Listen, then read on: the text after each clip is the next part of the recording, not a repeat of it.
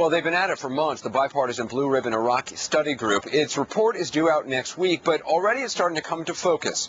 On the diplomatic front, bringing Syria and Iran into some kind of regional peace process, and on the military side, some sort of redeployment with some period of time.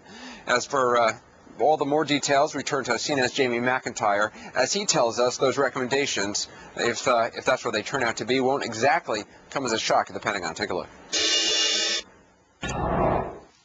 So far, the few details that have leaked out of the Iraq Study Group would seem to suggest no drastic change in strategy is coming. Well, I think the truth is we're all talking about withdrawal. The question is whether that withdrawal will be based upon security considerations or based upon domestic politics here in the United States. A gradual pullout or pullback of U.S. troops with no set timeline and emphasizing training Iraqis over conducting combat operations sounds very similar to what U.S. commanders advocate. I think it's very, very clear that we've got to do more to speed the transition to get the Iraqis in the front, because the Iraqis being in the front is the key to victory.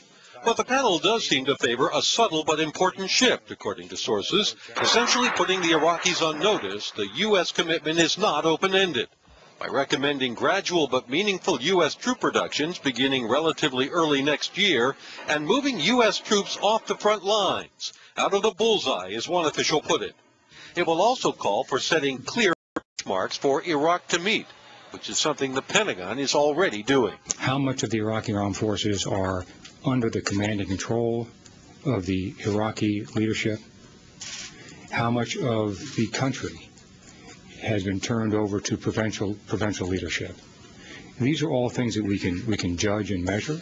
Although many of the recommendations may mirror current policy, some analysts argue they also reflect a more sober reality, that Iraq's problems can't be solved by military force. Iraq is a failure on so many levels it's hard to count. Clearly it's a military failure. There is no military victory possible. The consensus is clear on that. The Pentagon is not scheduled to get any formal briefings on the recommendations before the full report of the independent study group is released next week. Still, the military brass is already preparing its own list of options in case it has to counter any suggestions it sees as unwise. Jamie McInytre, CNN, The Pentagon.